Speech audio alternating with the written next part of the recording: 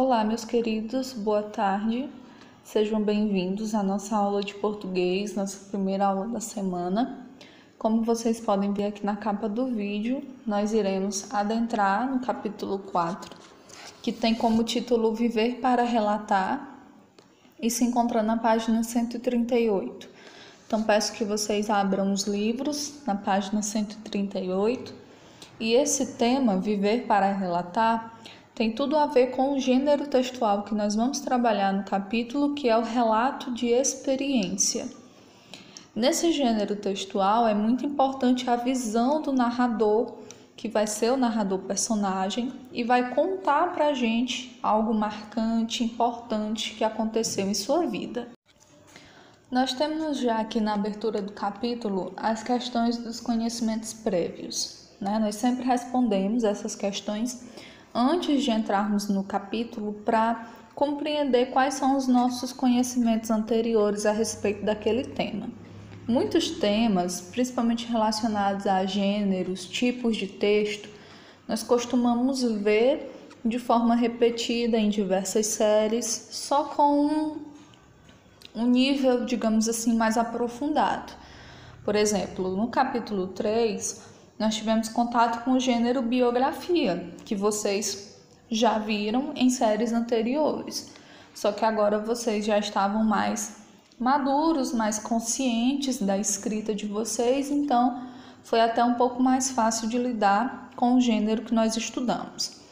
Nesse capítulo, nós vamos ter contato com o gênero relato de experiência, e eu acredito que vocês já tenham tido contato com esse gênero. Se vocês não tiverem tido contato com esse gênero ainda, vocês conhecem a tipologia de narração e descrição, que vai ser muito importante para a gente poder compreender como que a estrutura do relato de experiência é formada, certo? Então vamos lá.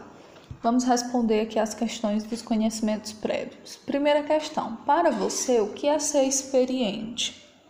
Logicamente que ser experiente é ter a experiência, obviamente, sobre diversas situações. Então, a gente pode relacionar com os seres humanos, por exemplo.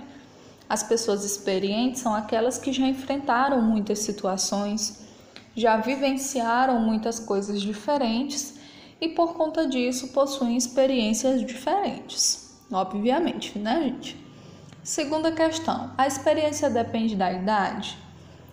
Uma coisa que eu posso afirmar para vocês é que a sabedoria, ela consequentemente vem com a idade. As pessoas mais velhas, elas são mais sábias porque já passaram por muitas coisas na vida, né? Obviamente que a sabedoria está atrelada com a experiência, mas isso não é uma regra, existem exceções. Existem pessoas que têm pouquíssima idade, pessoas que não são tão envelhecidas, mas que possuem uma grande experiência e que possuem também uma grande sabedoria.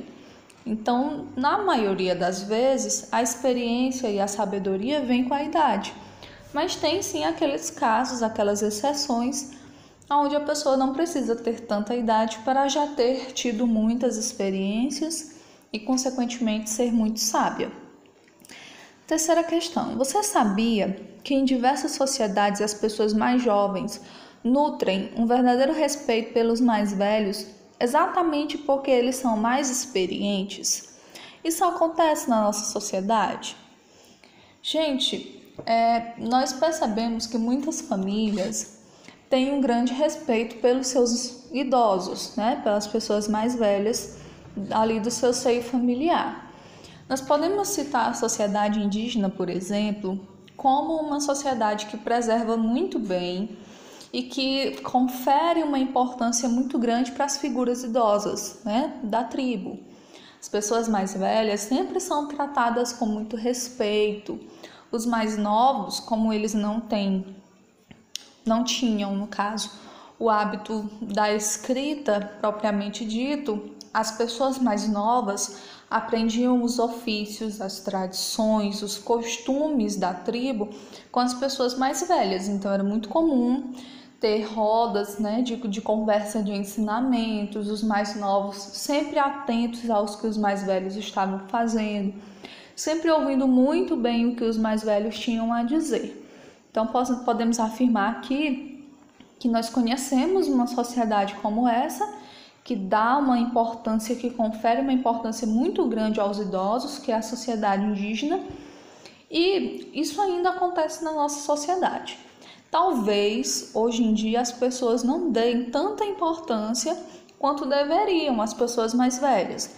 Costumam ouvir, mas não conferem tanta importância como a sociedade indígena faz, por exemplo.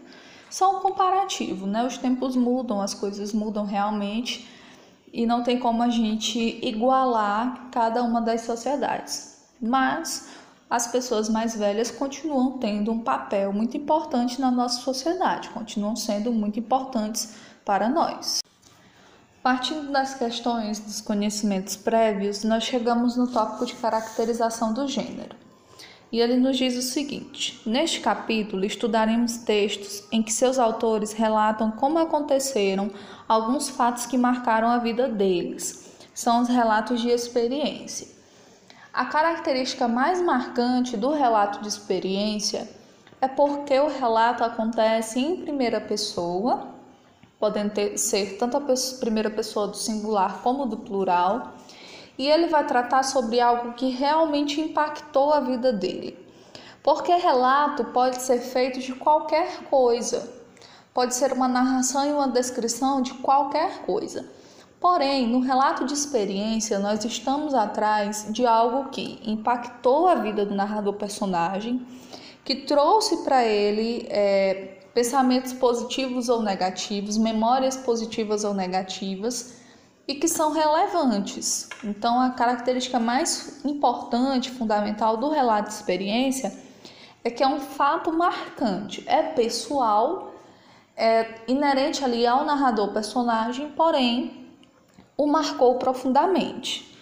A função desses textos é trazer para o leitor informações interessantes sobre essas experiências.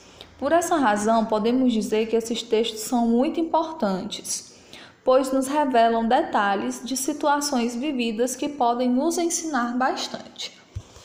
Vocês estão acompanhando pelo livro e vão perceber que eu não escrevi todo o tópico caracterizando o gênero aqui para vocês, porque no livro já vai começar a análise dos textos que vocês irão ler dentro do capítulo.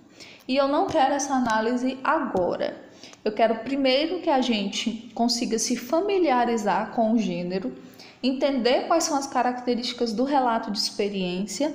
Depois, nós iremos ler os textos que estão dentro do capítulo, tá bom? No momento, primeiramente, a gente precisa ter em mente quais são as características do relato de experiência. Então, novamente, nós temos um narrador-personagem que está diante da gente, relatando uma experiência real, isso realmente aconteceu com ele, uma experiência real, e que o trouxe uma marca, né? Deixou nele uma marca, positiva ou negativa, e é um fato extremamente íntimo, podemos dizer assim, né? Porque é um fato que aconteceu com o narrador e que ele está relatando aqui para a gente.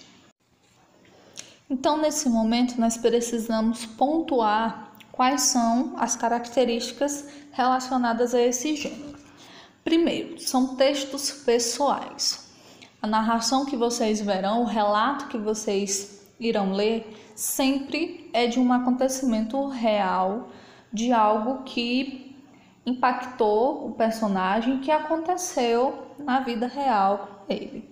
São narrados em primeira pessoa, então pode ser a primeira pessoa do singular, eu, ou a primeira pessoa do plural, nós, porque o nós é a junção minha com os demais, então eu ainda estou incluso quando me refiro ao nós, a primeira pessoa do plural. Relatam experiências reais e que geraram um impacto no narrador. É muito importante também fixar essa informação. Não é porque nós estamos trabalhando relato de experiência que nós iremos tratar sobre qualquer coisa do nosso cotidiano.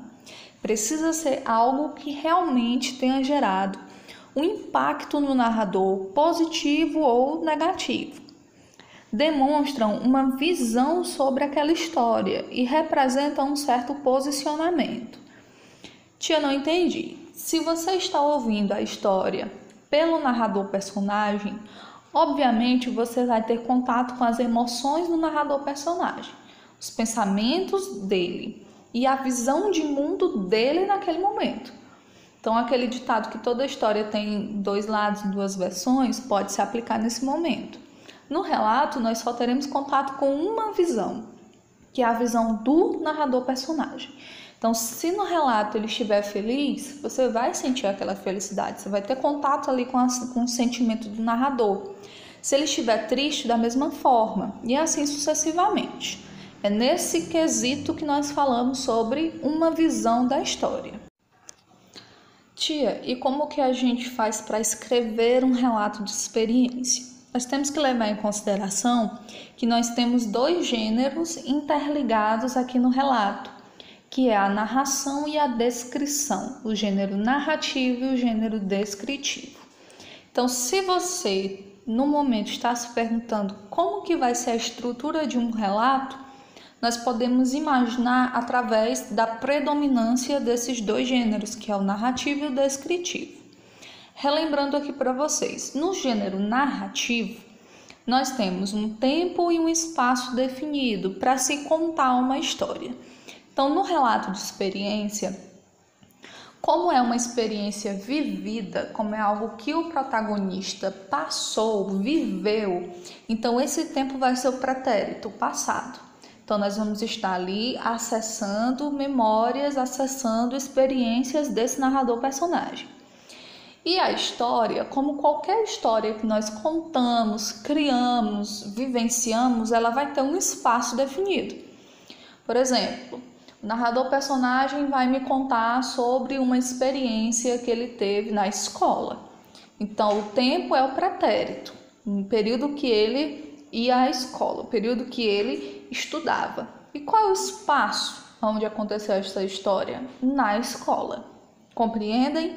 Então, o gênero narrativo vai servir para me definir o tempo, principalmente o tempo e o espaço. E mais uma vez, qual é a ótica que nós vamos utilizar para ter contato com essa história? A ótica do narrador-personagem. Então, ele sempre vai estar enquadrado ali no tempo, sempre é ele que vai estar enquadrado no espaço, ok? Nós sempre vamos vivenciar, presenciar a história pela ótica do narrador-personagem. Um gênero é a narração, o outro é a descrição. O que é a descrição? Qual é a parte da descrição? Como que ela contribui? Na descrição, o narrador-personagem vai descrever o local, os personagens, os objetos, o tempo, espaço, enfim. Vamos pegar o exemplo da narração que eu havia citado anteriormente, né? Eu vou contar um relato de experiência de uma coisa que aconteceu comigo na escola. Eu já sei que o ambiente escolar tem certas características que a gente não encontra em outros lugares. Mas cada escola tem uma estrutura diferente. Então, suponhamos que o fato que tenha acontecido comigo tenha ocorrido realmente na nossa escola, no Criança Feliz. Primeira coisa, foi o prédio 1 ou 2? Olha a diferença. Se a gente for descrever o prédio 1, descreveremos de uma forma. Se a gente descreve o prédio 2, é de outra forma.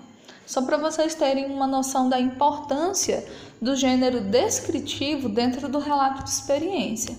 O que foi que aconteceu comigo? Suponhamos que eu tenha tido um desentendimento com um colega, que eu tenha discutido, brigado com alguém. Então, eu vou descrever ali o momento. Eu vou descrever o outro personagem, o colega com o qual eu discuti. Eu vou descrever os objetos do ambiente, aonde eu estava, porque dentro do espaço escolar tem a quadra, tem o pátio, tem as salas de aula, tem a secretaria, tem os banheiros, entendem? Então, a narração, ela entra para nos contar a história de certa forma, enquanto que a descrição entra como uma espécie de adjetivos, para adjetivar o ambiente, para te dizer com detalhes aonde que o personagem estava, o que ele estava fazendo, como ele estava se comportando, sendo que os dois gêneros são complementares, um está ligado ao outro. Tudo bem, gente? Certinho? Então nós vamos ter contato com relatos, que são textos que unem a narração e a descrição, e mais uma observação aqui, ó. Quem é que vai fazer essa descrição do local, dos personagens, dos objetos? O narrador, personagem. Da mesma importância que ele tem lá na narração, ele tem aqui na descrição, né? O relato em si está baseado nele. Ok, gente? Então aqui nós encerramos a nossa aula de hoje. Eu queria mesmo falar só sobre o gênero que nós iremos trabalhar. Não teremos atividade na aula de hoje, ok? E até a nossa próxima aula.